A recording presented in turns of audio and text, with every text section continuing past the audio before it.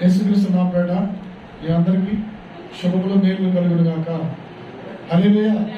మనల్ని ప్రేమించి మరి పునరుద్ధానంలో సజీవ దేవుని స్తుతించుటకు గణపరచుటకు మనకిచ్చిన గొప్ప ధన్యతను బట్టి ఆయనకే మహిమ కలుగును గాక.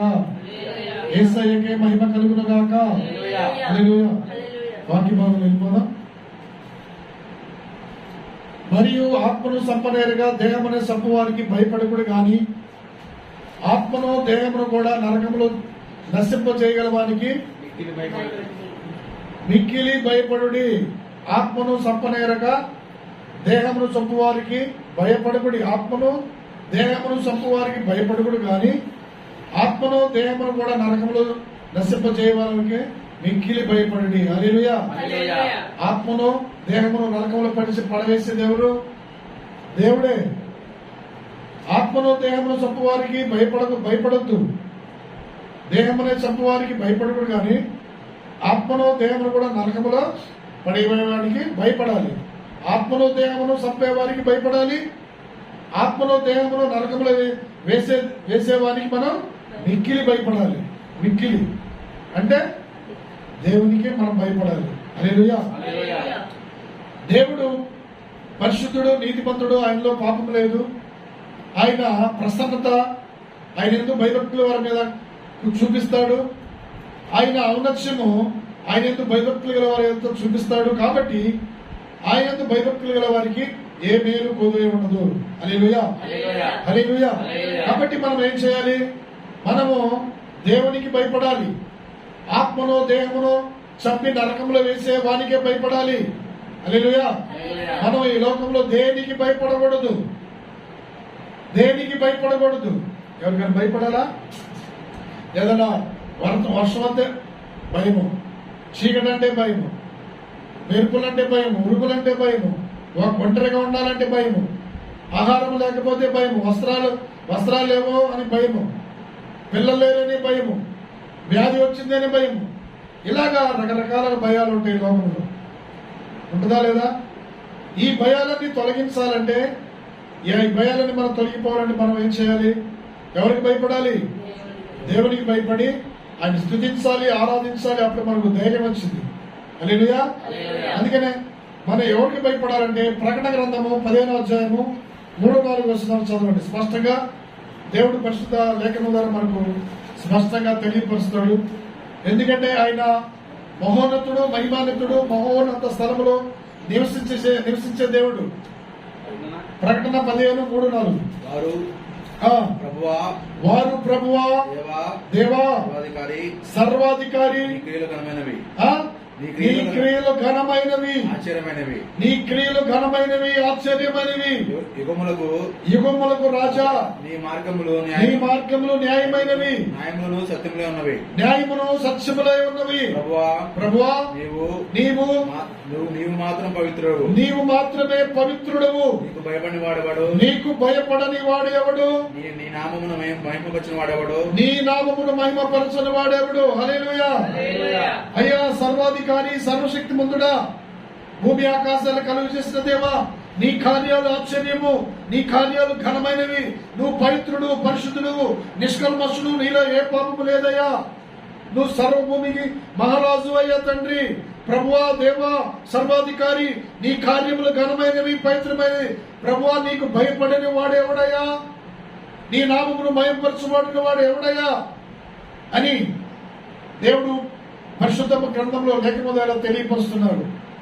ఆయన సృష్టించాడు కాబట్టి, సృష్టి యావత్తు కలుగు చేశాడు కాబట్టి ఆయన కార్యాలు ఆశ్చర్యం. ఆకాశాన్ని భూమిని కలుగు చేశాడు, సముద్రము అందరి సమస్తము జీవకోటి రాసులను కలుగు చేశాడు, సూర్యచంద్ర నక్షత్రాలు కలుగు చేశాడు, జంతుకోటి చతుత్పాదాలు కలుగు చేశాడు.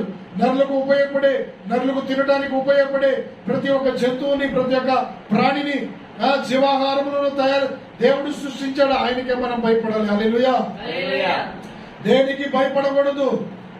భూమి ఆకాశాలు మారినా గాని, సూర్యుడు చంద్రుడు మారినా గాని, ఆకాశ నక్షత్రాలు రాలినా గాని నీవు భయపడవలసింది దేవునికి భయపడాలి, దేవునికే భయపడాలి. నీ వ్యాధి అయినా, కరువైనా, హింస అయినా నువ్వు ఎవరికి భయపడాలి? దేవునికే భయపడాలి. దేవునికి భయపడవాడు పాపము చేయడు. దేవునికి భయపడేవాడు పాపము చేయడు. పాపము చేసేవాడు మనుషులకి భయపడతాడు. మనుషులకి పడలేదు, దేవునికి భయపడను. పాపము చేసేవాడు మనుషులకి భయపడతాడు, దేవునికి భయపడేవాడు పాపము చేయడు. కాబట్టి మనం ఎవరికి భయపడాలి? దేవునికి భయపడాలి. హల్లెలూయా, హల్లెలూయా. అందుకనే మనం ప్రతి ఒక్క విషయంలో మనం ఏం చేస్తుంటాం? భయపడుతుంటాం. భయపడటం వల్ల మనం ఏమొచ్చింది? మనకి ఉరి వచ్చింది. అయ్యో ఇది తింటే ఏమైందో, ఇది చేస్తే ఏమైందో, అక్కడికి వెళ్తే ఏమైందో, అది తింటే ఏమైందో అని భయపడుతుంటారు. అందుకని దేవుడు వాక్యం సెలవిస్తుంది, నీవు దేని విషయం అయితే భయపడతావో అదే నీకు ఉరి. ఈ రోగం వచ్చింది, వ్యాధి వచ్చింది, దాన్ని మనం స్వస్థపరుచుకునే ఆలోచన కలిగి ఉండాలి. కానీ దాన్ని మనం తొలగించుకునే మార్గం కనిపెట్టుకోవాలి, ఆలోచన కలిగి ఉండాలి. దాన్ని ఆ వ్యాధి తొలగించుకోవాలని మనం ఒక ఆలోచన కలిగి ఉండాలి. కానీ నాకు వ్యాధి వచ్చింది, నాకు బాధ వచ్చిందని దాని విషయమే మనం ఆలోచించామనుకో, అది భయమై చివరికి ఏమైపోద్ది? అది ఉరిలాగా అయిపోద్ది, అది తగ్గదు. కాబట్టి మనం ధైర్యంగా ఉండాలి, భయపడకూడదు. దేనికి కూడా దేవుని బిడ్డలారా, దేనికి భయపడాలి? దేనికి ఎందుకు భయపడాలి? శరీరము నిష్ప్రయోజనము, ఆత్మ దయచే దేవుని దగ్గర చేరింది. మన్నైన ఈ దేహము మరలా మహిమ రూపమై ధరించుకుంటుంది. నీ పాపములు నా పాపములను తీసివేయడం కొరకు యేసుక్రీస్తు 2023 సంవత్సరాల పూర్వమే లోకానికి వచ్చాడు. ఆయన పరిశుద్ధుడు, మహిమా స్వరూపుడు, సమస్త దేవదూతల కంటే పూజనీయుడు. ఆయన పరిశుద్ధుడిని పొగడబడుతూ ఉన్నప్పుడు ఆయన ఈ లోకంలో యొక్క పాపమును పరిహరించడం కొరకు పాప సహితుల్లో నుంచి పాప రహితుడిని ఈ లోకానికి పంపించాడు. యేసు ప్రభు వారు తన యొక్క ప్రియకుమారుని పాపములను సహించడం కొరకు, పాపములను తీసివేయడం కొరకు, పాపములను తీసివేసి రక్షించడం కొరకు యేసుక్రీస్తు ప్రభు ఈ లోకానికి వచ్చిన మహామహుడు, మహిమానితుడు, ఆరాధనకేకుడు, స్తుతికి పాత్రుడు, ఘనమైన దేవుడు. హల్లెలూయా. మనం ఎవరికి భయపడాలి? దేవుడికి భయపడాలి. దేవుడనగా ఆకాశాన్ని భూమిని కలుగు చేసి నిన్ను నన్ను పుట్టించిన దేవుడు. దేవునికి వానికే భయపడాలి, ఆయనకే భయపడాలి. దేనికి నువ్వు భయపడే పని లేదు. హల్లెలూయా, హల్లెలూయా, హల్లెలూయా. అందుకనే మనం ఏం చేయాలంటే యెహోవాయందు భయభక్తులు కలిగి ఆయన త్రోవలో మనం నడుచుకోవాలి. ఆయన త్రోవలో మనం నడుచుకున్నప్పుడు మనం ఎలాంటి కూడా మనకి అపాయం రాదు, ఎలాంటి కీడు రాదు. ప్రియదేవుని బిడ్డ, కాబట్టి ఆయన ఎంతో మనము భయం కలిగి ఉండాలి. ద్వితీయోపదేశ కాండము 28:10 త్వరగా అందించండి. సమయాన్ని సద్వినియోగం చేసుకొని ఆరాధనని జయించుకొని ముగించుకుందాం. హల్లెలూయా. భూ ప్రజలందరూ యెహోవా నామమున నిన్ను పిలువబడుట చూసి నీకు భయపడుదురు. హల్లెలూయా. భూ ప్రజలందరూ యెహోవా నామమున నిన్ను పిలిచి నిన్ను చూసి నిన్ను భయపడాలి. నిన్ను చూసి నిన్ను భయపడాలి. గొప్ప దేవుణ్ణి, సర్వాధికారి, సర్వశక్తిమంతుడు, సృష్టికర్తమైన దేవుణ్ణి కలిగి ఉన్నాము మనము అని భయపడాలి. దేనికి భయపడాలో? దేవునికి భయపడాలి. ప్రియా దేవుని బిడ్డలారా, నేను కలిగిన దేవుని, గొప్ప దేవుని మనం కలిగి ఉన్నాం. సృష్టికర్తమైన దేవుని కలిగి ఉన్నాం. కాబట్టి ఆయనకే మనము భయపడాలి. ఈ లోకంలో మనం దేనికి కూడా భయపడాల్సిన పని లేదు. అందుకని ఆయన అన్నాడు, నా మాట అగ్ని వంటిది కాదా, నా మాట బండను పగలగొట్టి శుద్ధి వంటిది కాదా, నాకు భయపడరా, నాకు మీరు భయపడరా అన్నాడు దేవుడు. ఆయన తన మాట ద్వారా ఏం చేశాడు తెలుసా? సృష్టి యావత్తు కలుగు చేశాడు. నాకు భయపడాలి. ఆయన మరలా భూమిపైకి జలములు రాకుండా సముద్రానికి ఇసుకన సరిహద్దుగా వేశాడు. ఆయనకి భయపడు. ప్రియదేవుని బిడ్డ, నువ్వు దేనికి భయపడాలి? చిన్న విషయాలకు భయపడాలా? నరుడికి భయపడాలా? చనిపోయే నరుడికి నువ్వు భయపడాలా? నువ్వు భయపడతానంటే నువ్వు పాపం చేసినట్టే. నువ్వు దేవునికి భయపడు. ఎదిరించు, దుష్టుని ఎదిరించు. హల్లెలూయా. అందుకనే నా మాట అగ్ని వంటిది కాదా, నా మాట బండను పగలగొట్టి సుత్తి లాంటిది కాదా, నాకు భయపడరా మీరు అన్నారు. ఆయనకి మనం భయపడాలి. హల్లెలూయా, హల్లెలూయా. అందుకని ప్రతి వాడు తన గురించి, నువ్వు నేను చేసిన ప్రతి దాని గురించి మనము దేవునికి లెక్కలు చెప్పాలి. నువ్వు దేనికి భయపడుతున్నావో, నువ్వు ఎలాగ ప్రవర్తిస్తున్నావో, నువ్వు ఎలాగ ఆలోచన చేసావో, నువ్వు ఎలాగ నడుచుకున్నావో, నువ్వు ఎలాగ ఆలోచన చేసి యోచించావో నువ్వు లెక్క చెప్పాలి దేవునికి ఒకనొక దినమున. మన చర్యలన్నీ కూడా ఆయన చూస్తున్నాడు. ఆయన ఆకాశంలో ఉన్నాడు, మనం భూమి పైన ఉన్న ప్రియ బిడ్డ. మనం ఏది కూడా తప్పించబడలేము. ప్రతి ఒక్కరు కూడా భూమి పైన ప్రతి ఒక్కడ శరీరధారిగా ఉన్న ప్రతి ఒక్కరు కూడా ఎవరు కూడా తప్పించబడలేరు.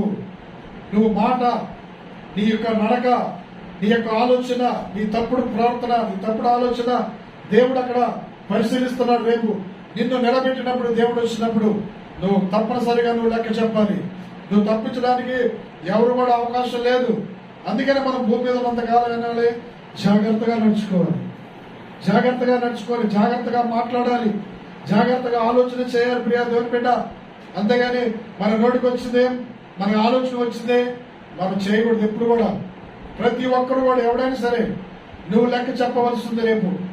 నా మీద నువ్వు సనిగినా, నీ మీద నేను సనిగినా గానీ, నీ మీద నేరం మోపినా, నా మీద నేరం మోపినా దేవునికి లెక్క చెప్పాలి. నేను ఎవరికి లెక్క చెప్పాలి? నా ఇష్టం నాది అంటే ఇక్కడికి లోకంలో సరిపోద్ది. రేపు ఒకనొక దినం ఉంది, సూర్యుడు చంద్రుడు మారిపోయే దినం ఉంది, ఆకాశ నక్షత్రాలు రాలిపోయే ఒక దినం ఉంది, భూమి అంతా పంచభూతములో లైపోయే కాలం ఒక దినం ఉంది. ఆ దినము ఆకాశం నుంచి వేవేల కొద్ది దేవదూతల సమూహం వస్తున్నప్పుడు ఆయనకి భయపడి అయ్యో అయ్యో అని రొమ్ము కొట్టుకున్నప్పుడు అప్పుడు ఆయనకు నువ్వు లెక్క చెప్పవలసి ఉంది ప్రియ బిడ్డ. ఈ రోజు సమయం ఉండగానే సమయాన్ని సద్వినియోగపరచుకుంటూ నీ ప్రవర్తన చక్కదిద్దుకో, నీ ఇల్లు చక్కబెట్టుకో, నీ యొక్క జీవితాన్ని చక్కబెట్టుకో. అంతేగాని మన ప్రవర్తన సరి లేకుండా ఎదుటి ప్రవర్తన సరిచేయాలంటే అది చాలా తప్పు. ఫస్ట్ నీ ప్రవర్తన, నా ప్రవర్తన సరి చేసుకోవాలి. నీ ప్రవర్తన సరి చేసుకొని ఎదుటి వారికి బోధించాలి. అది మంచి ప్రవర్తన కలిగి ఉండాలి ప్రియ బిడ్డ, దేవుని బిడ్డ. హల్లెలూయా. అందుకని మనం ప్రవర్తించే ప్రవర్తన, మన ఆలోచించే ఆలోచన ప్రతి ఒక్కడు కూడా దేవుని లెక్కలో చేరబడతాయి. నువ్వు చాటు మాటను దూషించిన, నీ పొరుగు వారిని చాటు మాటను దూషించిన, కలహాలు వ్యాపారాన్ని చూసిన, దుష్ట ఆలోచనలు ఆలోచించిన దేవుని కూడా ఏం చేశారు? పిలాతు దగ్గరికి తీసుకొచ్చారు. యేసు ప్రభు వారికి తీసుకొచ్చినప్పుడు ఈయనలో ఏమీ నేరము లేదే, ఈయన ఏ పాపం చేయలేదే, ఈయనని శిక్షించడము ఏ నేరం కనపడతలేదన్నప్పుడు వారు ఏం చేశారు తెలుసా? యేసు ప్రభు మీద, యేసయ్య మీద, లోకరక్షణ మీద అసూయపడ్డారు. ఎందుకు అసూయపడ్డారు? ఆయన మేలు చేస్తూ, అనేక చోట్ల అద్భుతాలు చేస్తూ, అనేకులు రక్షణ సమాచారం ప్రకటిస్తూ, అనేకులని నిత్యరాజ్యానికి వారసులుగా చేస్తుంటే మీరేం చేస్తారు తెలుసా? అసూయపడి ఈయనని సిలువ వేడని కేకలు వేశారు. ఆ కేకలే రేపు అగ్నిగుండంలో కేకలు వేయక తప్పదు. ఎవరైతే దేవునికి విరోధంగా మాట్లాడినా, ఎవరైతే దేవునికి విరోధముగా ప్రవర్తించినా, దేవునికి విరోధముగా ఆలోచన చేసినా దేవునికి లెక్క చెప్పవలసి ఉంది ప్రియ దేవుని బిడ్డ. అందుకనే దేవునికి విరోధమైన ఆలోచన వివేచన నిలవదు. ఒకరి ఆలోచన,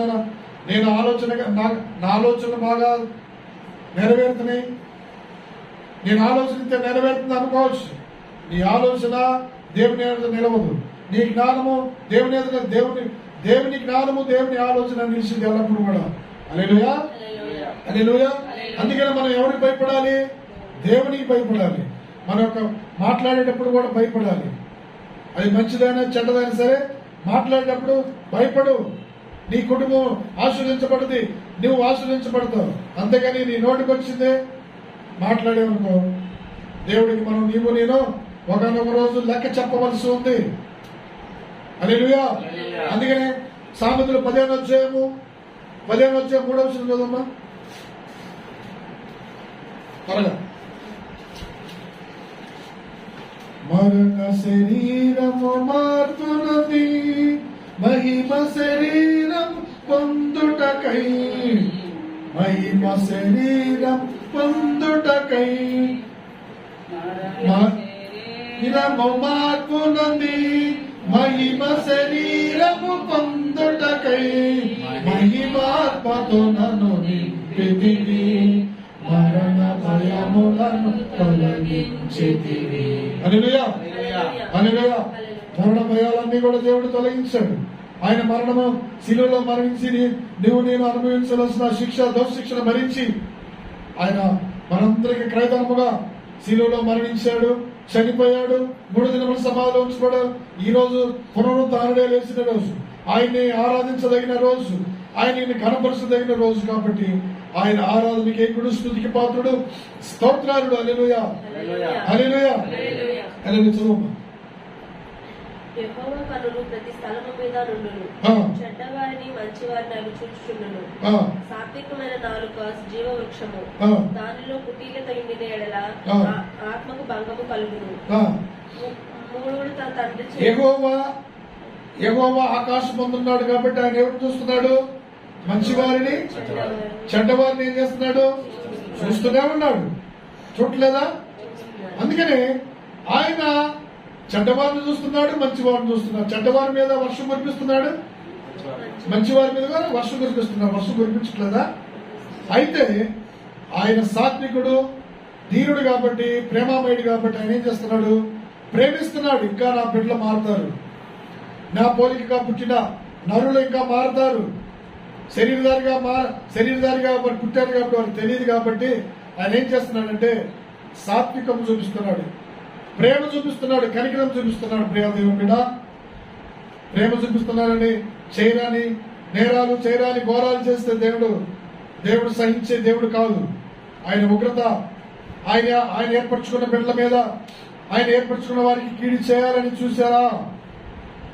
పెళ్లిన దేవుడు ఉగ్రత ఎవరైతే కీడి చేస్తారో, నేనైనా నువ్వైనా ఎవడైనా సరే కీడి చేస్తారో వారి తలలపై పెళ్లిన దేవుని ఉగ్రత దిగింది.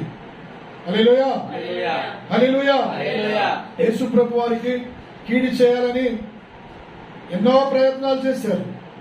అయినా కానీ ఆయన పరిశుద్ధుడు, నీతిమంతుడు కాబట్టి ఆయన కీడి నుంచి తప్పించబడ్డాడు. హల్లెలూయా. ఆయన ఇప్పుడు పరిశుద్ధుడని అత్యున్నత సింహాసనం మీద కూర్చొని దేవదూతలు నిత్యము ఆరాధిస్తున్నాడు. ఆయనకి భయపడాలి. హల్లెలూయా, హల్లెలూయా. లోకాసు వార్త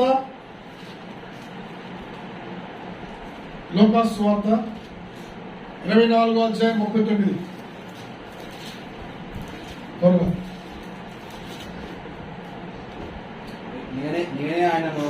నేనే ఆయనను అంటకు నా చేతులను నా పాదములు చూడుడి, నా చేతులు నా పాదములు చూడుడి, నన్ను బట్టి చూడుడి, పట్టి చూడుడి. నాకున్నట్టుగా చూస్తున్న మీరు చూస్తున్న ఎముకలను మాంసమును భూతమునకు ఉండవని చెప్పాను. తన చేతులను పాదములు వారికి చూపాను. ఆయన చేతులు పాదములు చూపారు. యేసు ప్రభు వారు చనిపోయి 3వ దినం తిరిగి లేచిన తర్వాత శిష్యులు ఫస్ట్ కనపడది సీమోను పేతురు కనపడ్డాడు. కనపడిన తర్వాత ఆయన శిష్యుల మధ్యలోకి వచ్చిన తర్వాత వారు గుర్తుపట్టలేకపోయారు. అయ్యో భూతం అనే భయపడిపోయారు. చూడండి, దేవునితో సహవాసం చేసి 33.5 సంవత్సరాలు సహవాసం చేసి దేవుడు ఎవరో కనిపెట్టలేకపోతున్నారు. ప్రియ దేవుడా, దేవునిగా గుర్తించాలి. దేవుడు వాళ్ళ మధ్యలోకి వచ్చినప్పుడు భూతం దెయ్యం అంటారు. అప్పుడు ఆయన అంటున్నాడు, అయ్యా సహోదరులారా, భయపడద్దు. ఇదిగో భూతానికి చేతులు ఉన్నట్టు, నా కాళ్ళు ఉన్నట్టు, నా చేతులు ఉన్నట్టు, ఎముకలు ఉన్నట్టు దానికి ఉండవు. భూతం అంటే అర్థం ఆత్మ, ఏదో ఆత్మ, చెడ్డాత్మ, దురాత్మకి ఏమీ ఆకారం ఉండదు. అది చీకటి కాబట్టి అది భూతం అన్నారు. అందుకని యేసు ప్రభు వారిని చూసి వాళ్ళు ఏమన్నారు తెలుసా? 3వ దినం తిరిగి లేచిన తర్వాత భూతం అని భయపడిపోయారు. చీకటిలో మనం ఉన్నాం అనుకో, ఏదైనా ఒకటి గల్లుమన్నా కానీ భయపడేవారు లేరా? భయపడకూడదు. ఎందుకు భయపడాలి? ధైర్యంగా దేనికి భయపడదు. ప్రియదేవుని మీద అప్పుడు దేవుడు ధైర్యం తెచ్చుకోండి, భయపడద్దు. నేను 3వ దినం తిరిగి లేచాను, సజీవుడిని. ఇదిగో చేతులు ఉన్నాయి, కాళ్ళు ఉన్నాయి, ఎముకలను చూడండి అని అప్పుడు ధైర్యం చెప్పాడు. హల్లెలూయా. అందుకనే యేసు ప్రభు వారు కూడా 4వ జామున సముద్రం మీద నడిచి వస్తున్నాడు. సముద్రం మీద నడిచి వచ్చినప్పుడు శిష్యులు వేటకెళ్ళారు. శిష్యులు వేటకెళ్ళినప్పుడు ఆ శిష్యులు కనపడ్డాడు. కనపడి ఆ సముద్రం మీద 4వ జామున నడుచుకుంటూ వస్తున్నప్పుడు అప్పుడు వీళ్ళు ఏం చేశారు తెలుసా? అక్కడ కూడా భయపడిపోయారు. గుర్తించలే దేవుని. ఎందుకని? దేవుని గుర్తించలేరు. వాళ్ళ మనోనేత్రములకు గుడ్డితనం కలిగజేసి దేవుని గుర్తించలేరు. దేవుని దగ్గరికి రారు. దేవుని మాట వినరు. కాబట్టి ఈ యుగ సంబంధమైన దేవత మనోనేత్రములకు గుడ్డితనం కలుగజేసి, చీకటం కలుగజేసి, దేవుని చూడలేకుండా గుడ్డితనం కలుగజేసింది శిష్యులకి. చదువు మత్తయి సువార్త 14:25 నుంచి. మత్తయి సువార్త 14:25-26. రాత్రి 4వ జామున ఆయన సముద్రం మీద నడుచుచు వారి యొద్దకు వచ్చెను. ఆయన సముద్రం మీద నడుచుట చూచి తొందరపడి భూతమని చెప్పుకొని భయము చేత కేకలు వేసి, చూడండి కేకలేస్తున్నారు. భూతం భూతం భూతం భూతం భూతం భూతం అని కేకలేస్తున్నారు. భయపడిపోయారు. భయపడితేనే కేకలు వచ్చేది. భయం లేదు కేకలు రావు. అందుకనే మనం చిన్నదానికైనా పెద్దదానికైనా దేని ఈ లోకంలో మనం దేనికి భయపడకూడదు. కొంతమంది వస్త్రాలు లేకపోతే భయపడతారు. కొంతమంది ఆరోగ్యం లేకపోతే భయపడతారు. ఏమైపోతానో, ఈ లోకాన్ని విడిచిపెట్టిపోతానో, ఇవన్నీ నేను సంపాదించా కదా, ఎవరు తింటారో, ఎవరికి చెందిందో, ఇవన్నీ ఏమైపోతావు. ఒక మాట అనండి, నువ్వు మరణించుగాక, నువ్వు చావు అన్నాను, భయపడాలి పని ఏంది? నరుడు నుంచి అంటే ఏదో దూషణ మాటలు పలికారనుకో, దూషణ మాటలు మనం భయపడాలా? వాళ్ళ నరుడి యొక్క దూషణ మాటలకి భయపడద్దు దేవుడి వాక్యం విషయాలు. కాబట్టి మనం ఎవరికి కూడా భయపడకూడదు. పోతాం అని కేకలేస్తున్నారు. 4వ జాము అంటే ఎప్పుడు? 4 గంటలకి. రాత్రి 4 గంటలకి ఏం చేస్తున్నారు? యేసు ప్రభు వారు వీరు వేటకొచ్చారు. సముద్రంలో చేపలు పట్టడానికి వేటకొచ్చినప్పుడు యేసు ప్రభు వారు సముద్రం మీద నడుచుకుంటా. సముద్రం మీద ఎవరు నడుస్తారా? సముద్రం మీద ఎవరు నడవడు. ఎవరు కూడా సాధ్యం కాలేదు. ఎవరు కూడా ఈ లోకంలో ఒక యేసు ప్రభు వారు, ఆయన దేవుడు కాబట్టి సముద్రాన్ని ఆయనే కదా కలుగజేసింది. ఆయనకి లోపడి కదా మొత్తం. ఆయన సముద్రం మీద నీళ్ళ మీద నడుచుకుంటూ వస్తుంటే 4వ జాము కదా, అప్పుడు శిష్యులు కాబట్టి వామ్మో భూతం భూతం వాయో భూతం వాయో భూతం అని కేకలేస్తున్నారు. నా ప్రియ సహోదరులారా, నా స్నేహితులారా, మీరు భయపడద్దు. మీరు ఎందుకు భయపడుతున్నారు? నరుల నోటి మాటలకు ఎందుకు భయపడుతున్నారు? నువ్వు నరుడికి ఎందుకు భయపడుతున్నావు? నరుడు మట్టి అయిపోయే మన్ను. నీవు వానికి ఎందుకు భయపడతావు? నువ్వు దానికి ఎందుకు భయపడతావు? ఆ దానికి చీకటికి ఎందుకు భయపడతావు? భయపడాల్సిన పని లేదు. చూడండి, ఇదిగో చేతులు చూడండి, ఇదిగో చేతులు ఎముకలు, ఇదిగో కాళ్ళు, నేను ఎందుకు భయపడాను? అప్పుడు వాడు తొందరపడిపోయారు. తొందరపడి చూడలా. యేసు ప్రభు వారిని తొందరపడి చూడలా. మనం తొందరపడి ఏ మాట కూడా మాట్లాడకూడదు. నువ్వు ఎందుకు తొందర? నువ్వు తొందరపడి నడుచువారు దారి తప్పిపోతారన్నారు. తొందరపడి ఎవరి మీద కూడా నిందలు మోపకూడదు. తొందరపడి ఎవరిని కూడా మనం నోటితో మాట జారకూడదు. తొందరపడి ఎవరిని కూడా మనం శాపం పెట్టకూడదు. తొందరపడి ఎవరి మీద కూడా మనం దూషించకూడదు. యేసు ప్రభు వారి నుంచి నోటి నుంచి ఒక్క మాట దూషణ మాట కూడా పలకల. ఆయన శిక్షిస్తున్నారు. ఏం చేస్తున్నారు? తండ్రి, వీరేమి చేస్తున్నారు? వీరిని క్షమించు తండ్రి. అయ్యా, వీరిని క్షమించయ్యా. వీరు కుట్రలు, కుతంత్రాలు, కలహాలు రేపేవారైనా వీరిని క్షమించు తండ్రి. వీరు సమాధాన్ని పాడు చేసేవారయ్యా, వీరిని క్షమించాయని యేసు ప్రభు వారు క్షమించాడు. మనం కూడా ఏం చేయాలి? క్షమించే మంచి మనసు ఉండాలి. మనం సహోదరుని క్షమించకపోతే దేవుడు కూడా నిన్ను క్షమించడు. అసలు తెలుసా? నీ తోటి సహోదరిని నువ్వు క్షమిస్తున్నావా? క్షమించాలి. క్షమించని బైబిల్ గ్రంథంలో 70 సార్లు రాస్తుంది. 70 సార్లు అంటే ఏంది? నరుల యొక్క ఆయుష్కాలం ఎంత? 70 సంవత్సరాలు. 70 సంవత్సరాలు కూడా మనం ఏం చేయాలి? క్షమించయ్యా, నా సహోదరుని క్షమించయ్యా, నా సహోదరుని క్షమించయ్యా, నా మీద నన్ను తొందరపడి మాట్లాడతాయా, నా సహోదరుని క్షమించయ్యా, నా మీద తప్పుగా అమిత సాక్షి పలికాడయ్యా, క్షమించని మనం ఏం చేయాలి? క్షమించే వారిగా ఉండాలి. కానీ మనం దూషించకూడదు, వారిని శపించే వారిగా ఉండకూడదు. శపించామనుకో ఆ శాపం అంట వారి తల మీదకి వచ్చిందంట.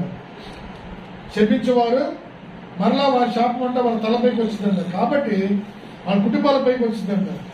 ఎవరైతే మనం శపించారో మనం వాళ్ళు చేయాలి, అయ్యా నా సహోదరుని క్షమించు, అయ్యా నా సహోదరుని క్షమించని మనం ఏం చేయాలి? దేవుని ప్రార్థించాలి.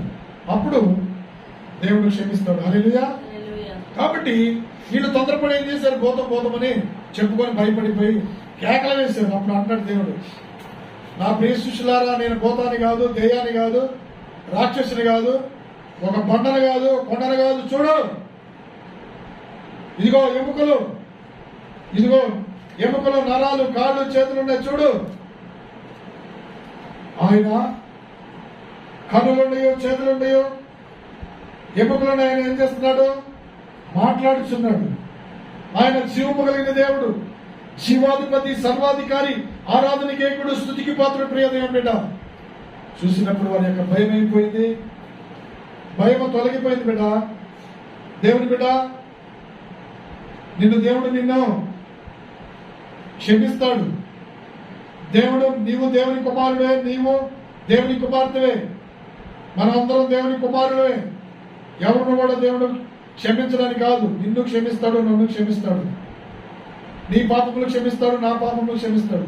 తెలియక చేసిన దానికి క్షమాపణ ఉండదు కాబట్టి, ఆయన తెలిసి చేసిన వాడికి క్షమాపణ ఉండదు కాబట్టి మనం ఆయన చేత క్షమించబడదాం.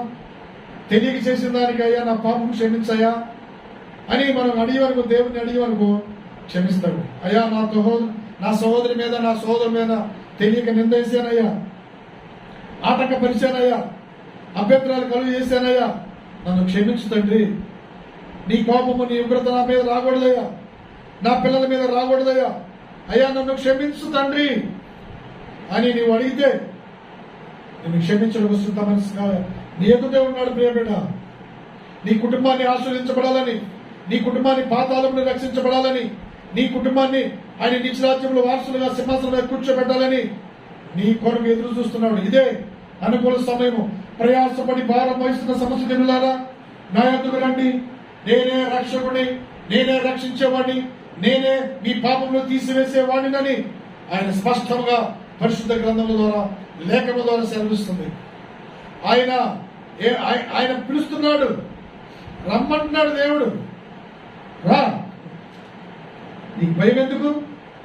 భయపడాల్సిన పర్లేదు. జీవము గల దేవుడు, సర్వాధికారి, సర్వ సృష్టికర్త. నువ్వు భయపడవలసింది సృష్టిని సృష్టించిన సృష్టికర్తనే భయపడాలి. కానీ సృష్టమును పూజించడానికి దేనికి నువ్వు భయపడకూడదు. నువ్వు ఎవరికి భయపడకూడదు, దేనికి భయపడు, దేవుని మాటకు భయపడు. ఆయన అగ్ని వంటి మాట, ఆయన బండను పగలగొట్టి శుద్ధి లాంటిది. హల్లెలూయా, హల్లెలూయా. మనము లోకాసు వార్త 8:25 వచనం, లోకాసు వార్త 8:25 వచనం. మనం ఈ రోజు అంశం ఏంటంటే భయపడుట, భయము. అప్పుడు ఆయన మీ విశ్వాసం ఎక్కడని వారితో అనిను. అయితే వారు భయపడి ఈయన గాలిని నీడకను ఆజ్ఞాపించగా అవి లోబడుచున్నవని ఈయన ఎవరో అని ఒకరిండదో ఒకరు చెప్పుకొని ఆశ్చర్యపోయారు. ఆశ్చర్యం వేస్తుంది వీళ్ళకి. ఆయన ఎందుకంటే ఆశ్చర్యకరుడు, ఆలోచనకర్త, బలవంతుడైన దేవుడు, నిత్యులకు తండ్రి, సమాధానానికి అధిపతి. ఆయనకి అన్ని ఘననామాలు ఉన్నాయి కాబట్టి ఆయన ఆశ్చర్యకరుడు. ఆయన సృష్టి ఆశ్చర్యం, ఆయన మాటే ఆశ్చర్యం. కాబట్టి గాలిని నీళ్లను గర్దిస్తున్నాడు. అయ్యో ఈయన ఎవరయ్యా?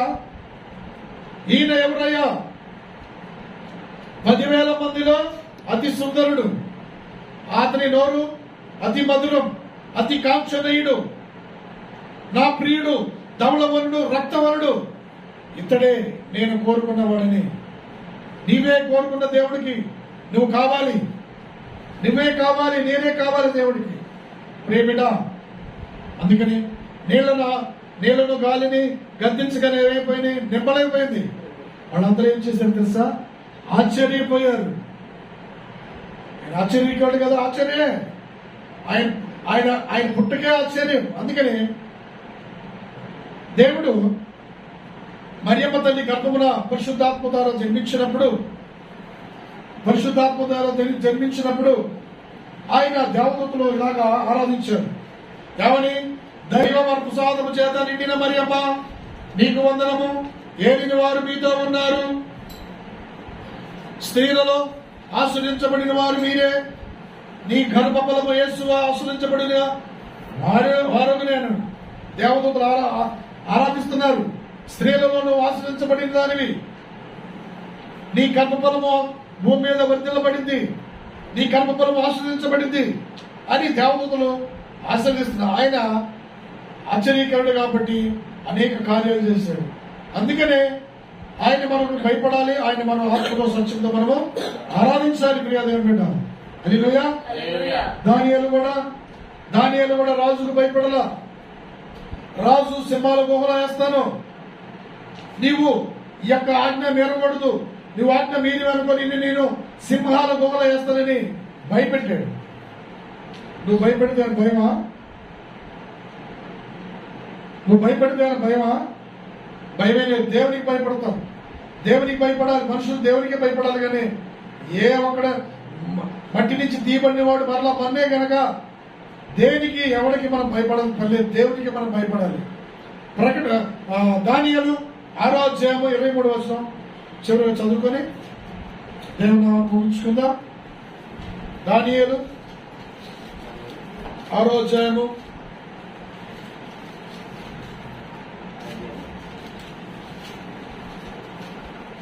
23.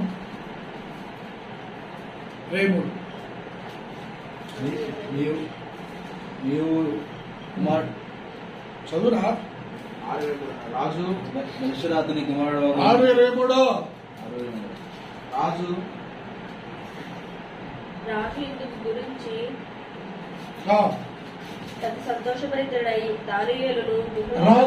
గురించి అతి సంతోషభరితుడై దానియేలును గుహలో నుండి పైకి తీయడని ఆజ్ఞగా భట్రాతులు దానియేలును బయటికి తీసిరి.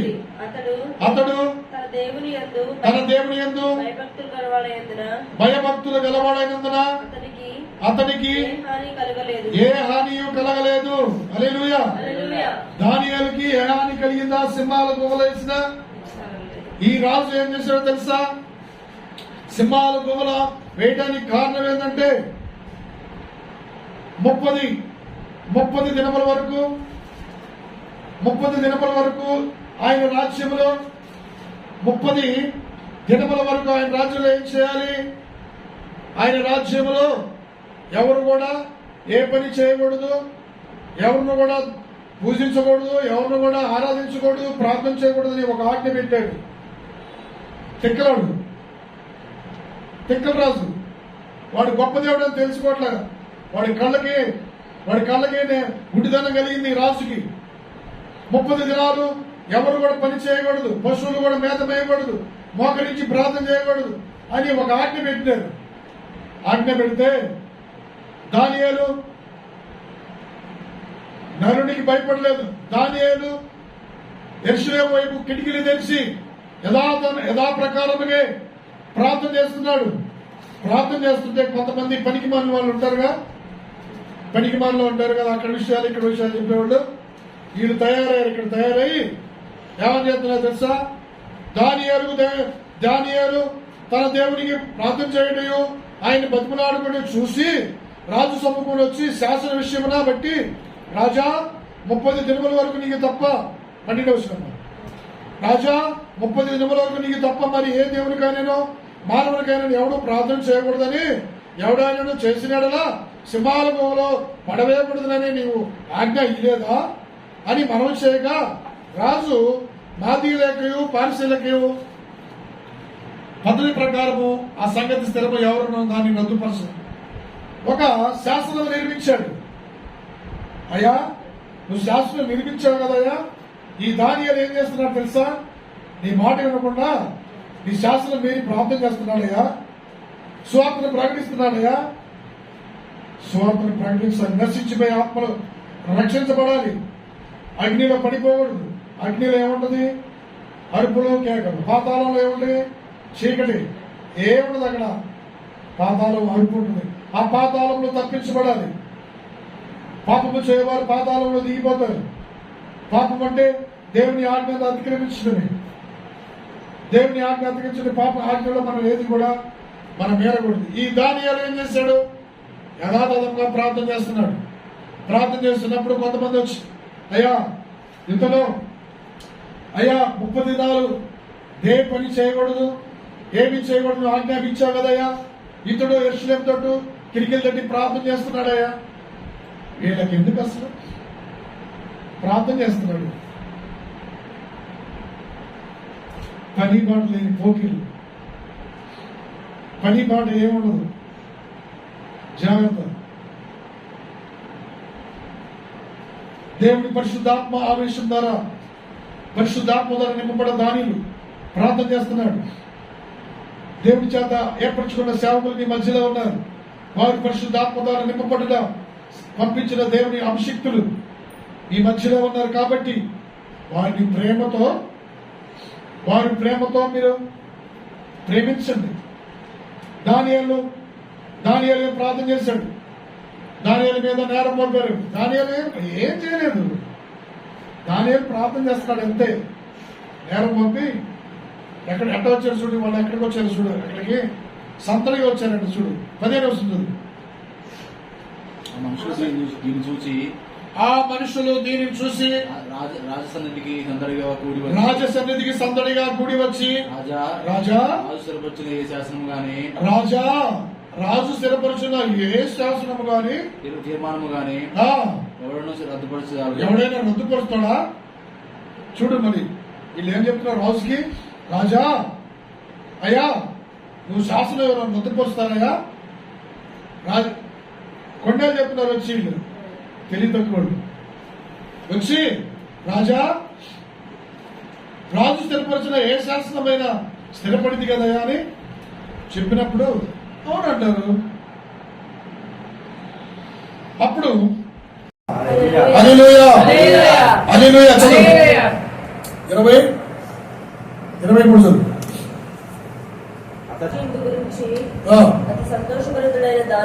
అతి సంతోషపరుచున్న దానియేలును బయటికి తీసిరి.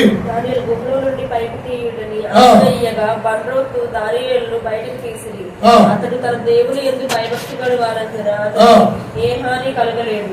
రాజు ఆజ్ఞ ఇయ్యగా దానియేలు మీద నిద్రమోపిన ఆ మనుషులను వారు తోడుకొని వచ్చి సింహముల గుహలో పడద్రోసిరి. వారిని, వారి కుమారులను, వారి భార్యలను పడదోసిరి. వారు ఆ గుహలో అడుగునకు రాకమునుపే సింహము పాలైరి. సింహములు వారి ఎముకలను సహితము పగుల కొరికి పాడు చేసేది. పగల కొరికి ఎముకలు ఏం చేసినాయి? ఎవరు ఎముకలు? దానియేలు మీద నింద మోపిన వారిని.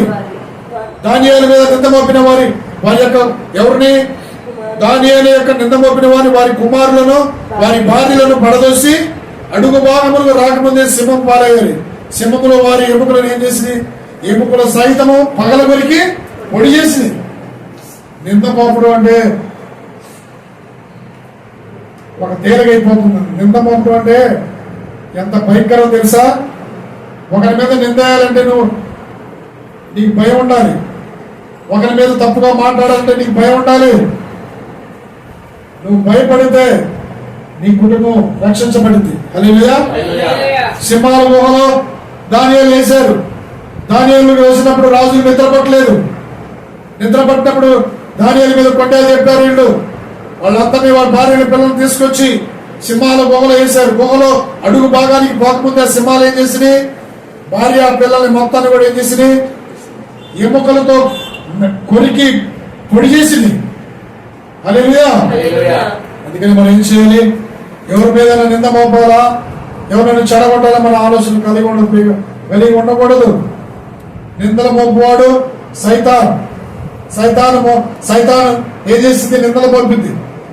సైతాను పని అంతే. అది ఏం చేసింది? చీకట్లో తిరిగింది. సైతాన్ ఏం చేసింది? మంచి కార్యాలు వాడు చేసింది, చెడు కార్యాలు చేపించింది. కానీ సైతాను మంచికి విరోధి కాబట్టి ఈ యొక్క మనుషులు కూడా దానియాలు ప్రార్థన చేస్తుంటే వీళ్ళకి ఎందుకంటే రాజు దగ్గరికి వచ్చి సందడిగా కూడి వచ్చారండి. సందడిగా కూడి వచ్చి నేపాలు చెబుతున్నారంట, అయ్యా రాజా 30 దినాలు మీరు శాస్త్రం ఇచ్చారు కదా, ఒక శాస్త్రం రాశారు కదా, దానియాలు ప్రార్థించడం ఏంది? కడుపు ఉబ్బరం ఆగదా, కడుపు అంతా ఉబ్బిపోయింది. ఎందుకని? మంచి చేస్తున్నారు కదా. దానియేలు పరిశుద్ధాత్మతో నింపబడిన వారు, నీవు నేను కూడా పరిశుద్ధాత్మ శక్తితో నింపబడిన వారు. హల్లెలూయా. యేసయ్యా దానియేలులాగునా నన్ను జీవింపచేయుమా. యేసయ్యా దానియేలులాగునా నన్ను జీవింపచేయుమా. ఈ భారతావనిలో దానియేలులాగునా నన్ను జీవింపచేయుమా. స్థిరమైన నిర్ణయం, ఉన్నత దర్శనం, క్రమమైన ప్రార్థన. నిర్ణయం, ఉన్నత దర్శనం, క్రమమైన ప్రార్థన. యేసయ్యా దానియేలులాగునా నన్ను జీవింపచేయుమా. యేసయ్యా దానియేలులాగునా నన్ను జీవింపచేయుమా. హల్లెలూయా. ఆ దానియేలులాగా భయభక్తులు కలిగి మనము జీవించాలి. ఎన్ని కష్టాలు వచ్చినా, నష్టాలు వచ్చినా, ఎన్ని నిందలు వచ్చినా, అవమానాలు వచ్చినా, దూషణలైనా ఆ దానియేలు మనం ప్రార్థించాలి. ఆ దానియేలు మనం క్షమించే వారిగా ఉండాలి. హల్లెలూయా. దానియేలు వలె మనం ప్రార్థించాలి. అయ్యా క్షమించయ్యా, వారిని క్షమించయ్యా, తెలియక నిందలు వేశారయ్యా, తెలియక మాట్లాడారయ్యా, వారిని క్షమించుతండి. వారి కుటుంబాన్ని క్షమించయ్యా, ఎలాంటి కీడు రాకూడదయ్యా వాళ్ళకి. నాయన శాపాలు పెట్టారయ్యా, నిందలు మోపారయ్యా, అవమానం తెచ్చారయ్యా, తిరుగుబాటు చేశారయ్యా, వారిని క్షమించు తండ్రి, వారిని క్షమించయ్యా. వారి కుటుంబాలకు క్షేమం దయచేయమని మనం ఒకటే మన ఆయుధం ప్రార్థన. హల్లెలూయా. మనం ప్రార్థన చేయడమే. బ్రతుకైన చావైన ఆరి కొరకు మనము ఇందులో బ్రతకాలి. బ్రతికి హంస వలె కొన్నాళ్ళు బ్రతకాలి. కాకి వలె కలకాలం బ్రతికడానికి హంస వలె బ్రతకాలి. హంస ఏం చేసింది? నీళ్ళలో నుంచి, పాలలో నుంచి నీళ్ళలో నుంచి పాలు వేరు చేసింది. అవునా? ఆ రోజు కూడా దేవుడు వేరుపరుస్తున్నాడు. హంస గనగా పాలలో నీళ్ళలో నుంచి పాలు ఎలాగా వేరుపరిచిందో ఆ రోజు దేవుడు వచ్చే రాకుండా గొల్లవాడు గొర్రెలో నుంచి మేకలను వేరుపరుచినట్టుగా ఆ రోజు ఏర్పరుస్తున్నాడు. అది వాక్యం ఉంది. మత్తయి సువార్త 25వ అధ్యాయము. మత్తయి సువార్త చివరగా మత్తయి సువార్త 25వ అధ్యాయం 32 నుంచి చదవమ్మా. 31 నుంచి చదవండి స్పష్టంగా. తన మహిమతో మనుష్య కుమారుడు ఆయనతో కూడా సమస్త దూతలను వచ్చినప్పుడు ఆయన తన మహిమ గల సింహాసనం మీద ఆసీనుడై ఉండును. అప్పుడు సమస్త జనములు ఆయన ఎదుట పోగు చేయబడుదును. గొర్రెను వేరుపరచినట్లుగా ఆయన వారిని వేరుపరిచి తన కుడి వైపున గొర్రెలను ఎడమ వైపున మేకలను నిలబెట్టును. అప్పుడు రాజు తన కుడి వైపున ఉన్న వారిని చూసి నా తండ్రి చేత ఆశ్రయించబడిన వారులారా రండి, లోకము పుట్టినది మొదలుకొని మీ కొరకు సిద్ధపరచబడిన రాజ్యమును స్వతంత్రించుకుని. చెప్పండి స్తోత్రాలు. హల్లెలూయా. ఆయన తండ్రి తన వేవేల కొలది దేవదూతలతో ఆయన సమస్తమైన దేవదూతలు వచ్చినప్పుడు ఆయన గొల్లవాడు మేకల్లో నుంచి గొర్రెలను ఎలాగా వేరుపరుస్తాడో అలాగా నీతిమంతుల్లో నుంచి అనీతిమంతులను ఏర్పరిచి, నీతిమంతులు ఏమంటారో తెలుసా? నా తండ్రి నేను భూమి పుట్టక ముందని మీ కొరకు ఏర్పరిచాను, నీతిమంతులారా నా తండ్రి రాజ్యాన్ని స్వతంత్రించుకోండి అని అంటని దేవుడు వారికి ఆజ్ఞాపిస్తాడు. వీరిని ఏం చేస్తున్నాడు? మేకలని మీరును నీకు ఏర్పరిచిన 1000 సంవత్సరాలు నేను అగాధం ఏర్పరిచాను, నీకు పాతాళంలో కూడా ఆజ్ఞాపిస్తాడు. ఏది కోరుకోవాలి, ఏది కావాలో నీకు కోరుకో ప్రియమిడా. ఇదే అనుకోని సమయమో, ఇదే రక్షణ దినం. కాబట్టి మనం ఆయనకి వేరు కాబట్టి మనం ఏమి